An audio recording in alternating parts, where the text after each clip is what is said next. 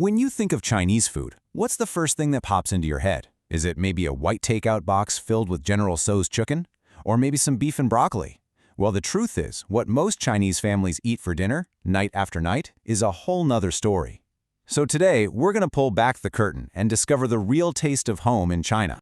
Okay, so the first thing you gotta know is there's this huge difference between restaurant food and home cooking.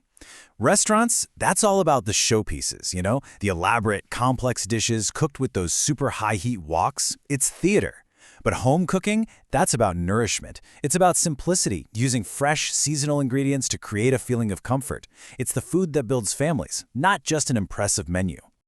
All right, first things first, let's get way beyond that takeout box.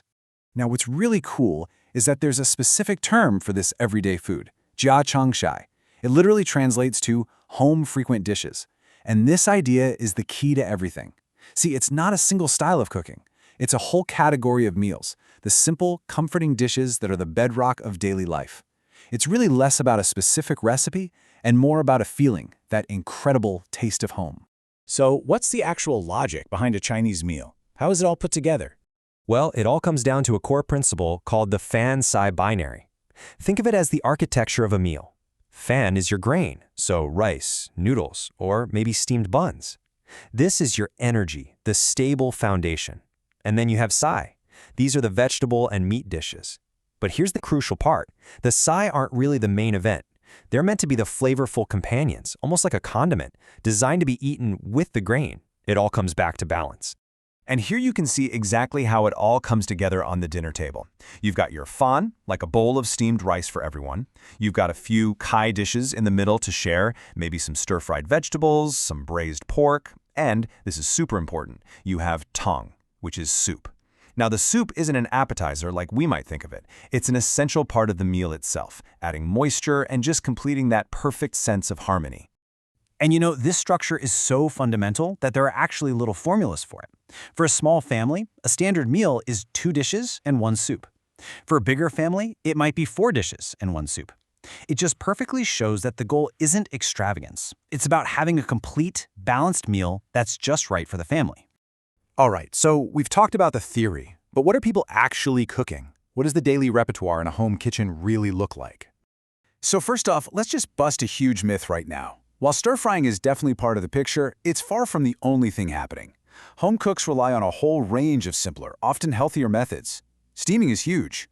So is braising and red cooking. That's a slow braise in soy sauce and spices that's absolutely delicious. Boiling is common too, and so is making simple cold dishes, like a smashed cucumber salad. And the most popular dishes?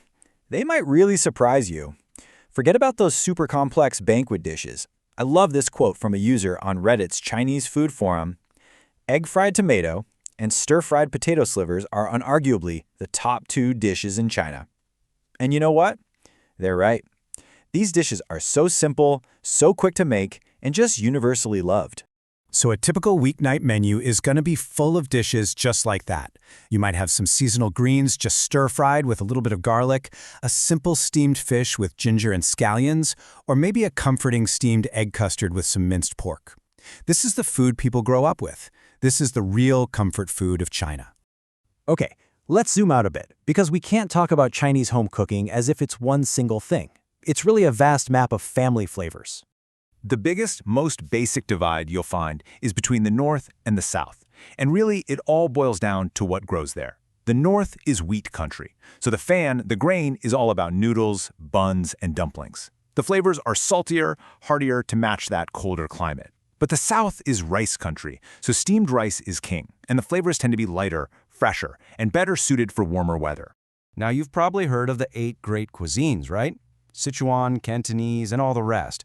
And that framework's a decent start, but it was originally created to classify high-end, fancy banquet traditions, not what people eat every day at home. And honestly, it barely scratches the surface. The real number of distinct regional cuisines is, well, it is not 8. It's this many. Yep, that's right, 63. Researchers have identified at least 63 distinct food traditions across China. So that whole 8 cuisines model, it's not just scratching the surface, it's completely blown out of the water. And just to see how deep this rabbit hole goes, let's look inside just one province, Guangdong. It's famous for Cantonese food, which is all about fresh, pristine flavors. But in that same province, you also have Teochew cuisine, which is totally distinct, with its own unique dishes. And then you've got Hakka food, this hearty, savory cooking from migrant communities. Absolutely mind-blowing, right? 3 totally different food worlds, all living side by side in just one province.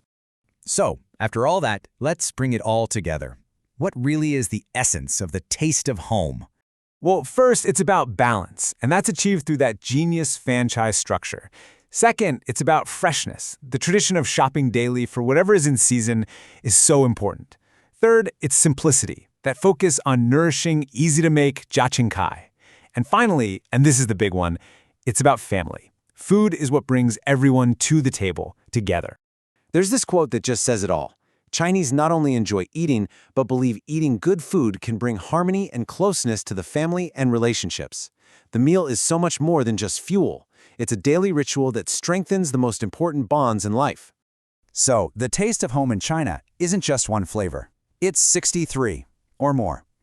It's a perfect balance of grain and dish, a reflection of the passing seasons, and the best reason to gather around the table. Which kind of leaves us with a question to think about. A meal is a memory. What does the taste of home mean to you?